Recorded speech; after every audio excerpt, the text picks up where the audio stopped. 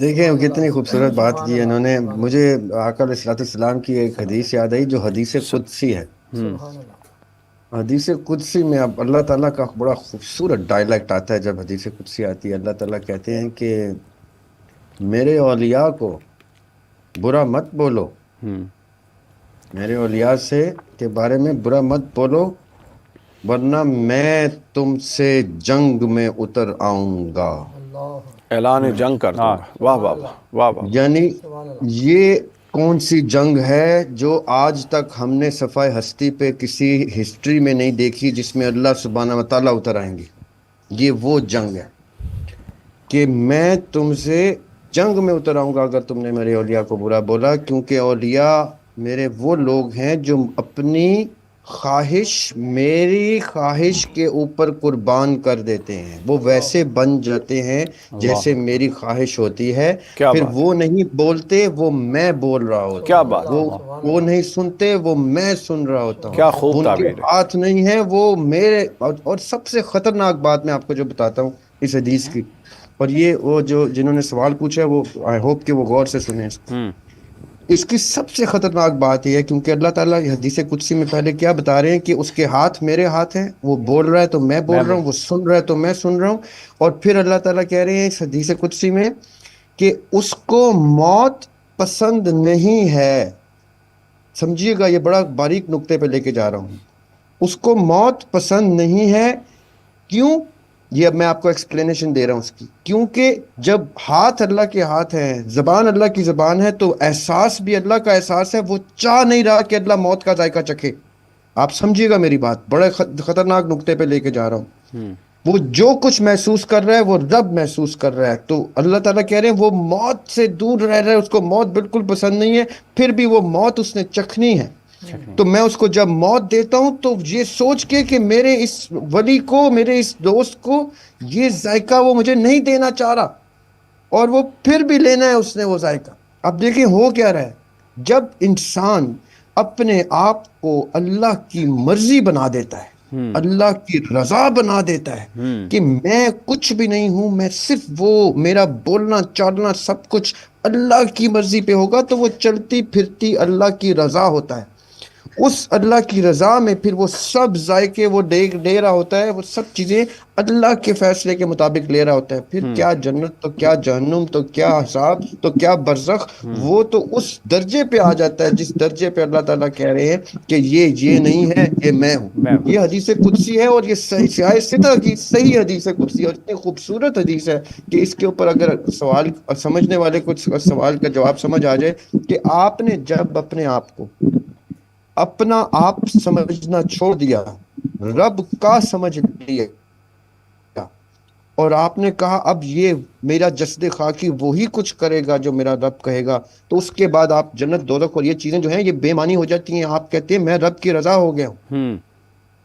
پھر آپ کا نفس بھی رب کی رضا ہے، آپ کی روح بھی رب کی رضا ہے، آپ کا جسد بھی رب کی رضا ہے. یہ تینوں فورسز لے کے آپ اللہ تعالیٰ کے وہ مجاہد بن کے دنیا میں اترتے ہیں جو کر رہا ہوتا ہے وہ رب کروا رہا ہے. ٹھیک ہے ٹھیک ہے جی. ایک اور کالر ہے ہمارے ساتھ اس وقت جی. کالر لیتے ہیں. السلام علیکم. کون صاحب محترمہ کہاں سے ہیں جی؟ وعلیکم السلام. جی فرمائیے. جی السلام علیکم. میرا نام جویریہ ہے، میں نیو جرسی سے بات کر رہی ہوں. جی فرمائیے. ایکچولی جو ابھی حدیث قدسی کی جو بات ہوئی ہے اس سے شاید کنیکشن بن سکتا ہے. Very intoxicating answer.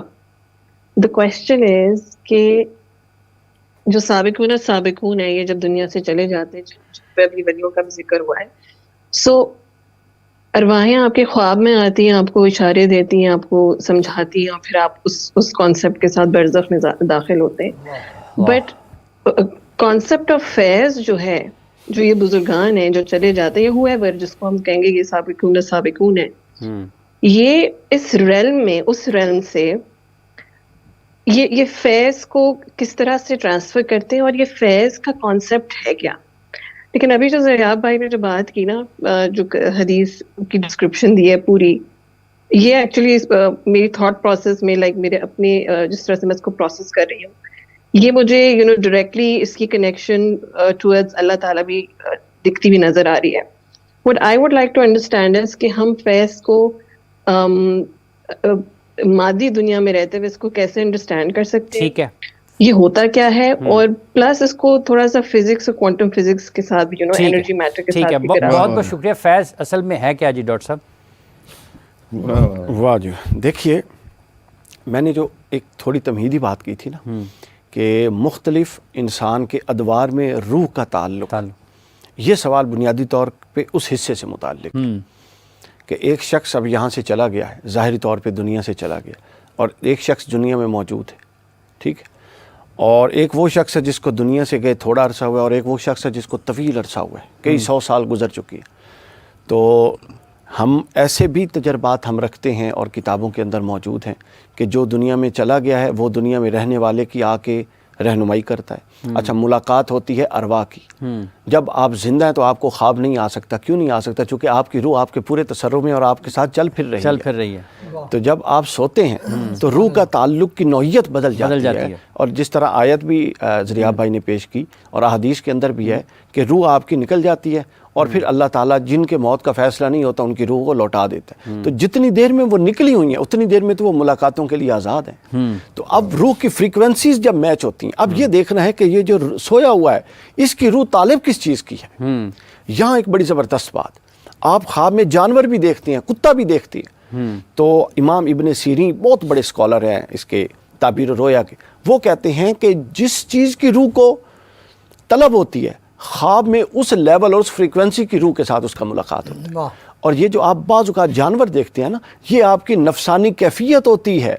मसलन आपके अंदर अगर हिर्स है तो आपने ख्वाब में बिलफर्ज कुत्ता देख लिया, तो उसका मतलब ये नहीं होता कि कुत्ते की रूह से मिल के आए। इसका मतलब ये है कि आपको आपकी नफसानी कैफियत बताई जा रही है।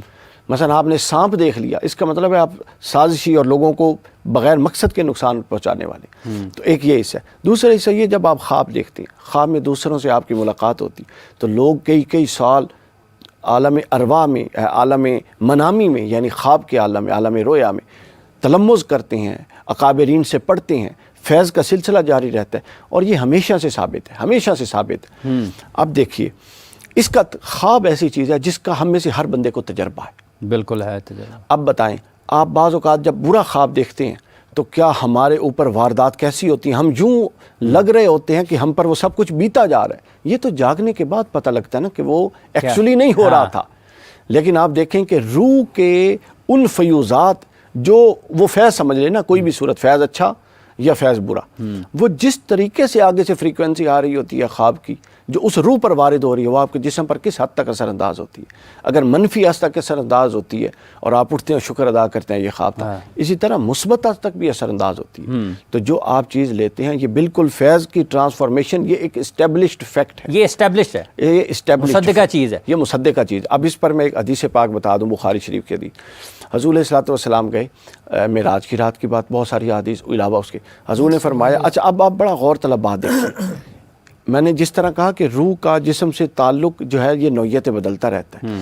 अच्छा, अब जो बरज़ख में आपकी बरज़ख है, ये सुबह अभी आगाज़ में ना ज़रियाब भाई ने एक बड़ी असूली बात की थी, हर एक का बरज़ख मुख्तलिफ होता है।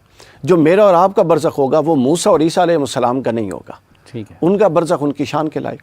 हजूर ने फरमाते हैं कि जब मैं मेराज की शब जा रहा था तो मैंने मूसा अलैहिस्सलाम को देखा, उनकी कैफियत बनु शनिया, ये अरब का एक कबीला था, वो लंबे कद के और घुंघराले, वो यूं गोल गोल बालों वाले होते थे, करली बालों। तो फरमाया हज़रत मूसा अलैहिस्सलाम को मैंने उस कैफियत में देखा, हालांकि मूसा को गुजरे कितने 100 साल हो चुके थे। फरमाते हज़रत ईसा को मैंने देखा, उनके माथे से और बालों से यूं पानी टपक रहा था जिस तरह वो अभी गुस्ल फरमा के आए हो। तो बताएं, रूह तो गुस्ल नहीं करती और रूह पर से पानी तो नहीं टपकता। और हज़रत इब्राहीम अलैहिस्सलाम के बारे में फरमाया, जिसने इब्राहीम को देखना हो वो मुझ मोहम्मद को देख ले, यूं हमें ममासलत है चेहरों के। समझ? तो अब देखिए, यानी ये जो इत्तिसाल फैज़ और ये मुलाकात था, ये रूह के साथ एक नौयत है, लेकिन ये वजूद जसदी के साथ, जिसको आलम मिसाली फिर शाह वलीउल्लाह कहते हैं, यानी असल जिस्म तो उनके कबूर के अंदर है। लेकिन हजूर ने हज़रत मूसा को नमाज पढ़ते भी देखा मस्जिद के अपनी कब्र के अंदर। आलम हाँ तमाम उस पर आसमानों पर अंबिया से मुलाकातें भी की। तो फिर एक और शक्ल होती है, ये आलम वजूदी, एक आलम रूही। और जिस तरह ये आखरत, दुनिया और आखरत के दरमियान बरज़ख है ना, इसी तरह इंसान के वजूद का भी एक बरज़ख है, जो इस वजूद शहादत اور اس سے پہلے روح کے درمیان ہے جس کو عالم مثالی کہتے ہیں.